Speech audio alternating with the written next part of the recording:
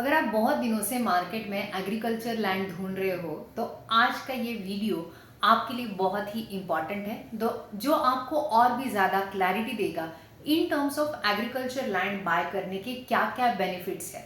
इस वीडियो में हम डिटेल में डिस्कशन करेंगे।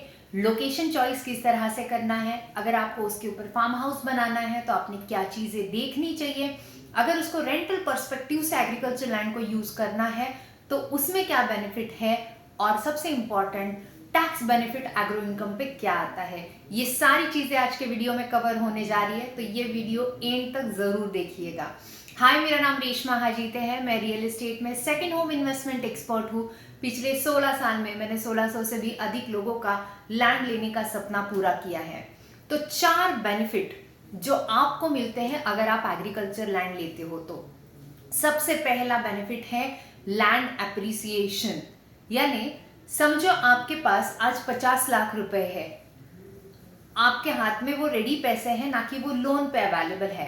तो सेम एरिया में आपको अगर 11,000 स्क्वायर फीट की एग्रीकल्चर लैंड मिल रही है तो इसी एरिया में अगर आप नॉन एग्रीकल्चर लैंड लेने के लिए जाते हो तो माइट भी आपको 2,000-3,000 स्क्वायर फीट की लैंड मिलेगी। यानी ऑलमोस्ट 1/3 ऑफ द लैंड आपको नॉन एग्रीकल्चर प्लॉट में मिलती है।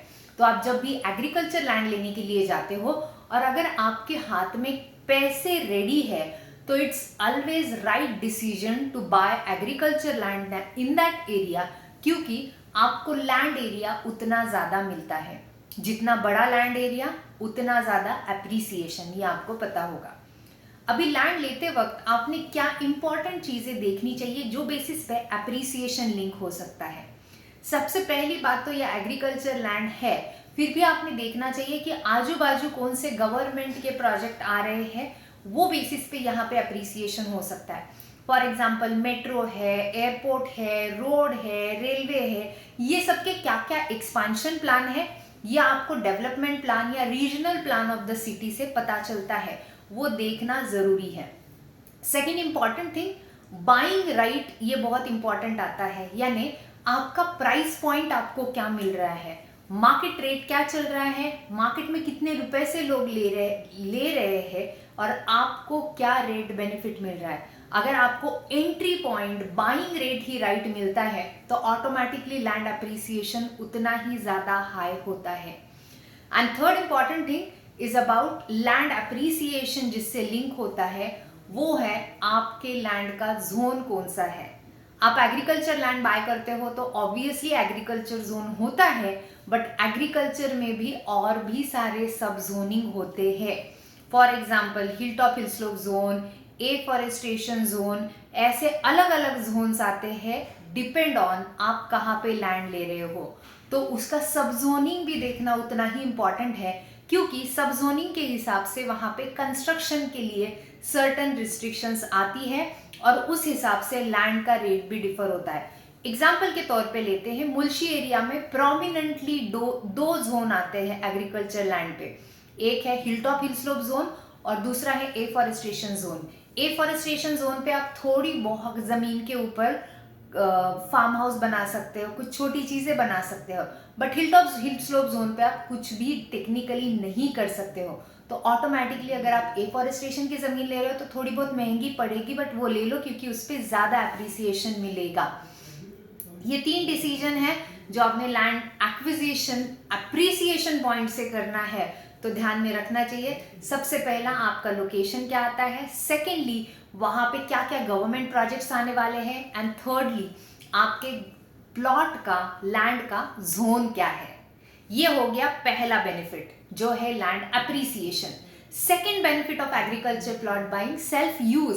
सेल्फ यूज यानी अगर आपको खुद की खेती करनी है, कमर्शियल फार्मिंग करना है, या फिर छोटा सा होम गार्डन किचन गार्डन बनाना है, वहां पे खुद का छोटा सा एक सेकेंड होम फार्म हाउस बनाना है, स्टूडियो अपार्टमेंट बनाना है, वहां पे वीकेंड पे आके रहना है, बच्चों के साथ फैमिली के साथ टाइम इन्वेस्ट करना है, फेस्टिवल साथ में सेलिब्रेट करने हैं, तो आपके लिए एक जगह बन जाती है।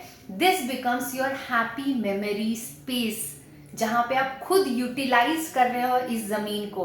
एंड ये बहुत इंपॉर्टेंट मुद्दा आता है आज की तारीख में, क्योंकि दो हम सब लोग घर में रहते हैं but being close to nature जब हम एग्रीकल्चर ज़मीन लेते हैं तो ऑटोमेटिकली ग्रीनरी सराउंडिंग ये सारी इतनी माहौल बढ़िया बनता है, स्पेशली अगर रेनी सीजन है तो और भी अच्छा बनता है। तो आपके लिए एक आउटिंग प्लेस होता है आपके घर से क्लोज बाय, जहाँ पे जाके आप आपका फैमिली अनवाइंड टाइम स्पेंड कर सकते हो। तो सेकेंड बेनिफिट एग्रीकल्चर लैंड लेने का है, जहाँ पे आपका सेल्फ यूज यानी खुद के यूज के लिए एग्रीकल्चर लैंड का यूज होता है। Third important benefit is rental use. Rental यानी आपको पता होगा कि करंटली इंडिया में मोर देन 10 ऑपरेटर्स है जो आपके होम्स को रेंट पे देते हैं। उसको आजकल होम स्टेज भी कहा जाता है। Make My Trip, Airbnb, Goibibo, Stay Vista, Saffron Stay, ऐसी बहुत सारी कंपनीज है जो आपके घरों को डायरेक्टली रेंट आउट करती है। फार्म हाउसेस को स्पेशली वो रेंट आउट करती है क्योंकि there is a huge demand in market. लोगों को फार्म हाउसेस में जाके रहना पसंद आता है and people are ready to pay for it to enjoy those time together.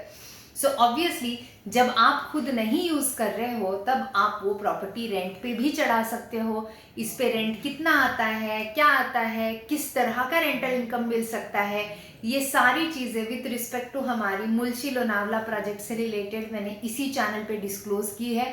आप वो वीडियोस भी देख सकते हो कि रेंटल इनकम आप कितना कमा सकते हो। सिंपल एक एग्जांपल देती हूँ।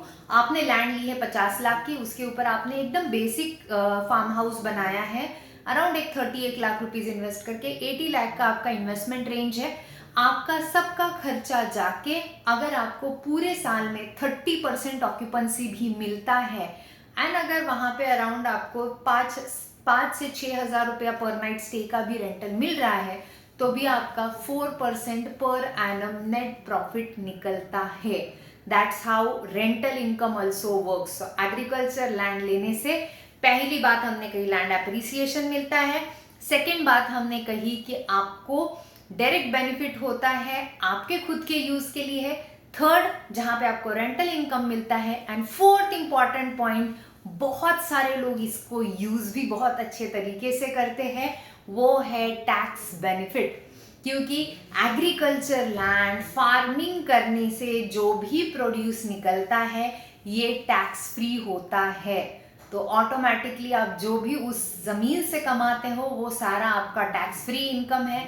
अगर आप सीरियसली फार्मिंग को भी करना चाहते हो तो आप कर सकते हो। आपको पता है आप जॉब में काम करते हो या इवन आप बिजनेस ओनर हो, most of the time we regret about हम टैक्स जितना पे करते हैं उससे रिलेटेड। जॉब वाले तो हमेशा करते हैं, उनको लगता है हमारे हाथ में सैलरी आने से पहले ही बहुत सारा टैक्स कट गया। And sometime business owners also think that this thing I would have been used for my business, but agriculture income is the one income which is tax free income and you can take advantage of it. And अगर आपकी hobby है gardening करना, home gardening करना, थोड़ा सा उसको commercial पैमाने पे अगर आप लेके जाते हो तो आप टैक्स फ्री इनकम भी कमा सकते हो। सो ये सारे बेनिफिट है एग्रीकल्चर प्लॉट लेने के।